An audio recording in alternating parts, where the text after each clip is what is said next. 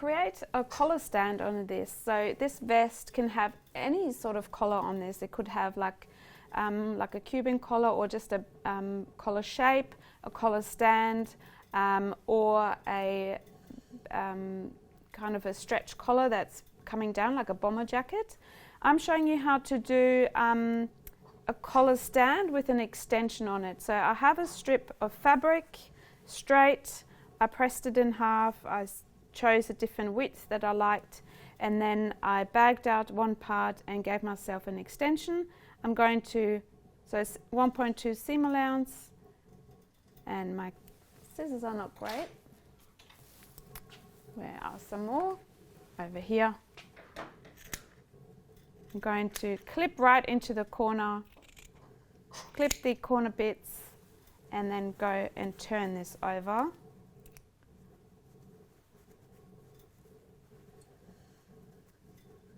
I'll make sure I poke the corners right out, so you get a nice sharp point. You don't want a round edge along there. You can always pinch it with your index finger and thumb, it really helps. And that's kind of an extension that I want. I want maybe press studs onto there, so you can really play around with that. So what I want to do is pin this on just on the outside.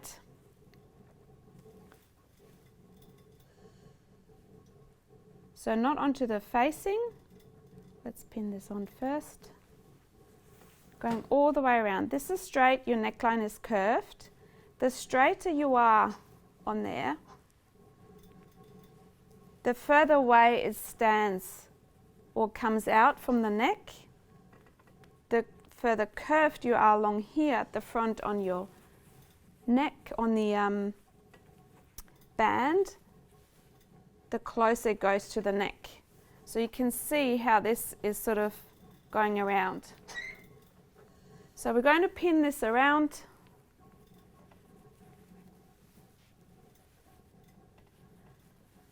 And I've pinned that onto here first, but then now I'm going from the outside. There's some.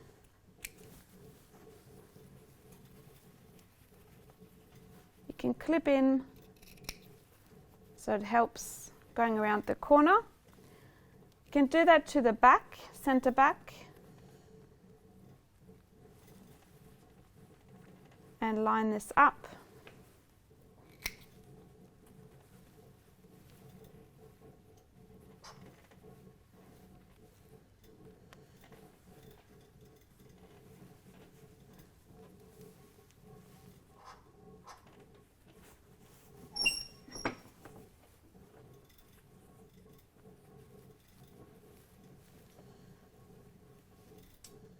So you can do that with paper or with calico. You can do that single piece or double layer, what I've just done.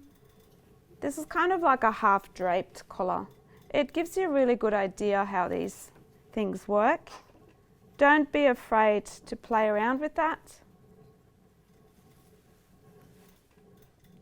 Give yourself permission to play with this. So I possibly want to finish off here. I'm not quite sure yet, but I think that might work.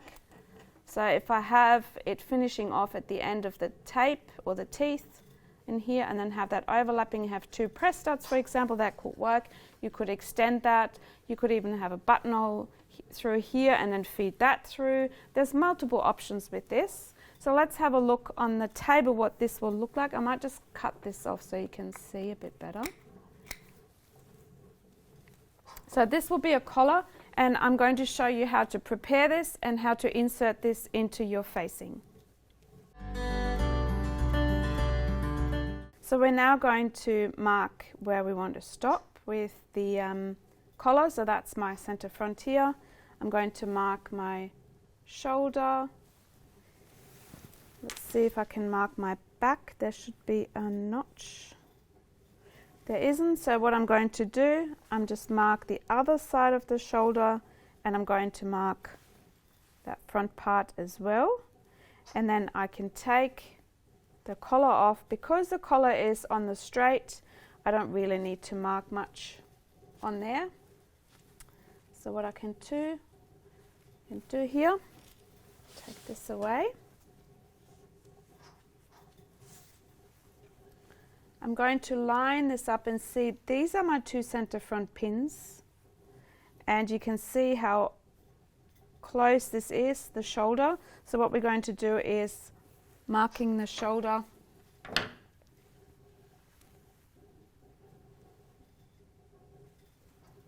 going to put them both pins, put it right through. I'm going to mark this with a notch.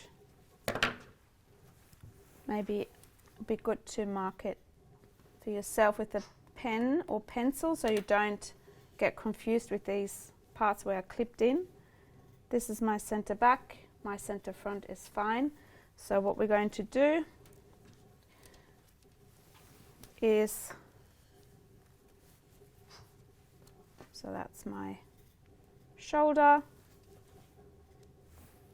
this is my center back, that's my shoulder. And as you can see where I bagged it out here at the front, I've got 1.2 seam allowance. We're going to cut 6 millimeters off. So you can mark that, and I must pin myself somewhere. You can mark it to be more accurate, because you might think you're cutting off 6 millimeters and might be cutting off more. So I'm going to put a little pen line in there too.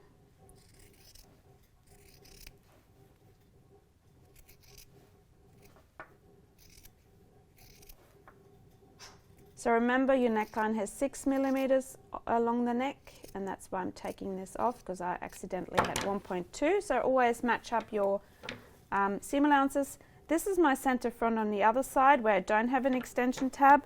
You want to mark 1.2 from that pin.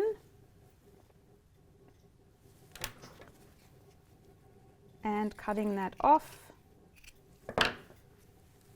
And we can now attach this collar onto our neck. So what we're going to do is we need to bag this part out first. Let's go and move onto the sewing machine. Before we do that, you fold right side onto right side and pin this part here, and then we're going to bag this out and place it in between the facing and attach it at the back. So let's bag this part out. That's the 1.2 at the center front.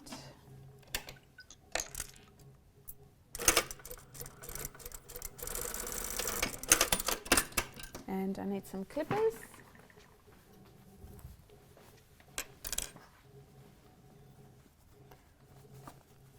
So once again, when you have this corner, make sure that you really poke that corner out and don't leave it. Once it's close, it's really hard to get that corner out. So we're going to attach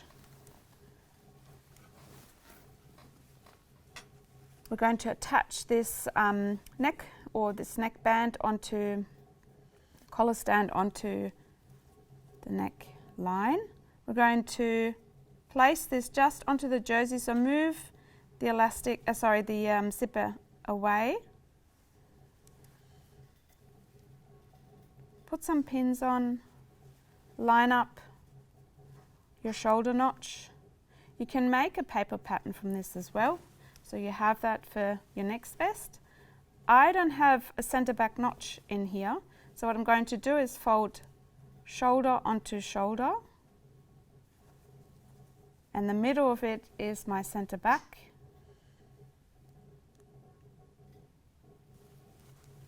And that's where I'm going to place this little marking, the notch.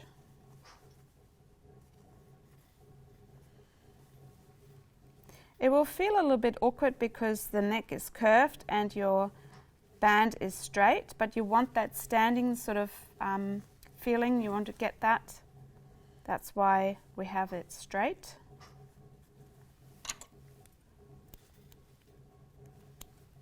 Cutting off all the threads.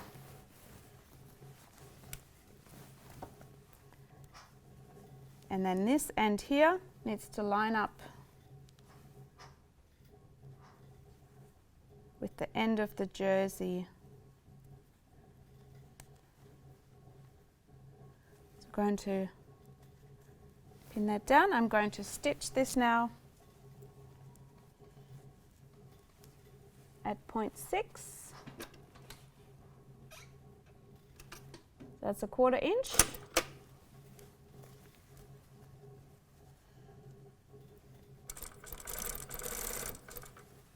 And because we have some fusing tape on the jersey on the neck, it's easy to attach the woven onto the jersey. Doesn't stretch too much.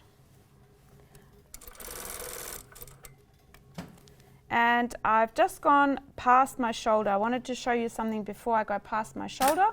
I take my thread out. I'm only stitching it. If you'd have a facing going all the way into your back, you could do, you could stitch it all the way along. I might show you something else on here. So let's stitch this on. Keep going. So ignore what I just said. So all the way around.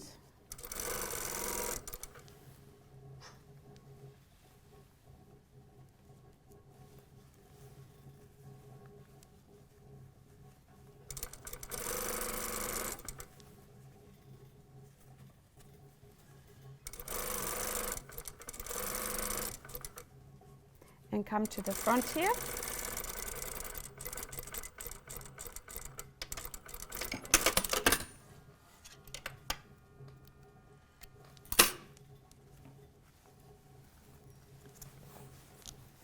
So we're now going to bag this part out with our facing.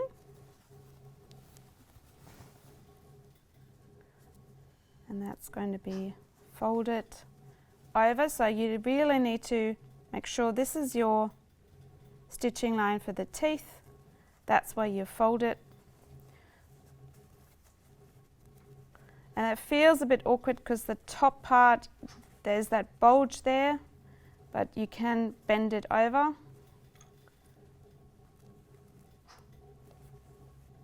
Line up the shoulder. Only stitch to the shoulder and place the neck into the facing. And we're now going to stitch from the shoulder seam in the same stitching line as we attached the collar.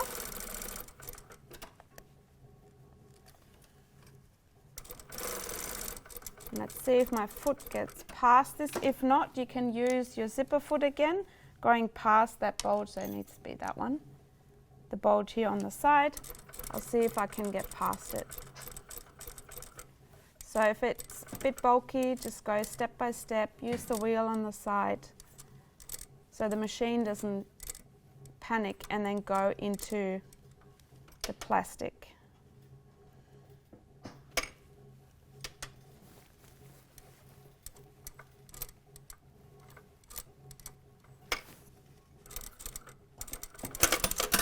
Okay, that worked. So always be careful when it comes to those junctions.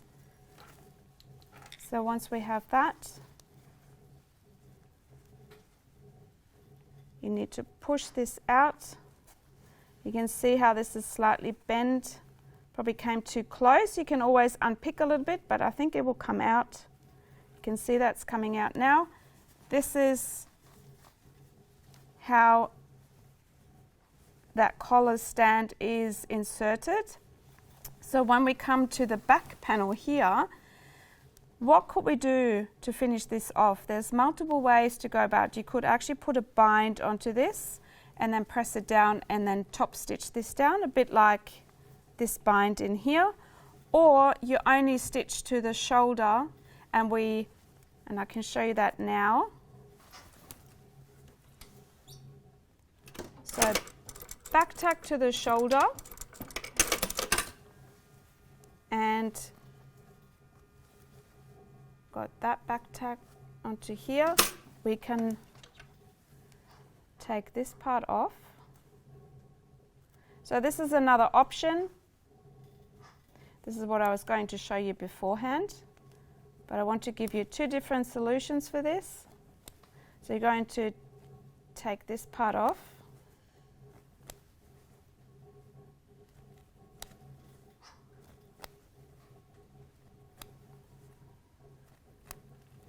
So to the shoulder, and then you're going to attach the outside collar to the jacket or the vest. So single layer, leave this loose.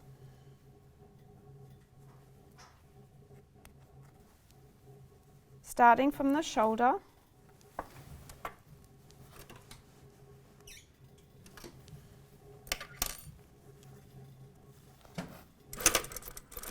Remember 6 millimeters.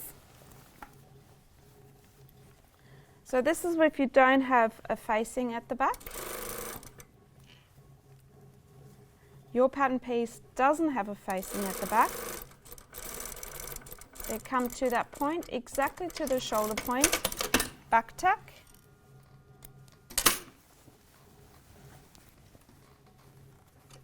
And we can cut into the corner here on an angle coming from underneath.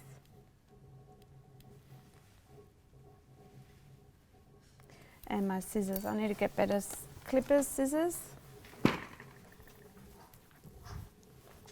Got one here.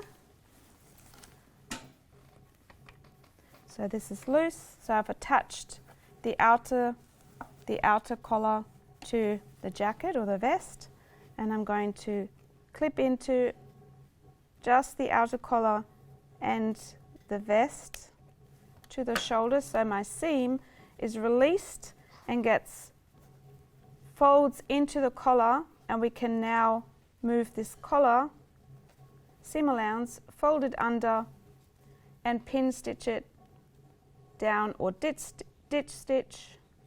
I'll show this to you on the other side as well. So this is going up, this is folded over,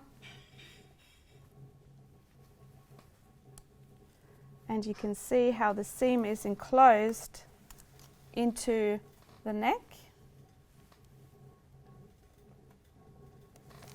So what I've done on this side is clipping into here. Can actually do clipping into here, pressing the seam up and pressing this down.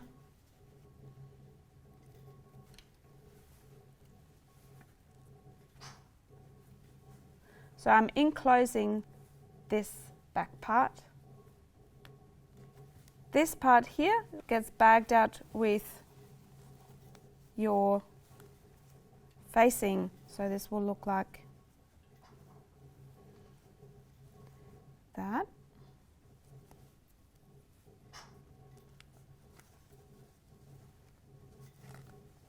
Let's pin that on with different pins. So this side is the same as the other side. This is bagged up with the facing. That's all included in here, closed off. And then this part here is facing up, and that's why we had to clip in both corners. So you can overlock those shoulder parts or bind it and attach it onto here so it's not moving around. So once this is attached onto here, your facing can't really move around. So let's have a look at this on the table.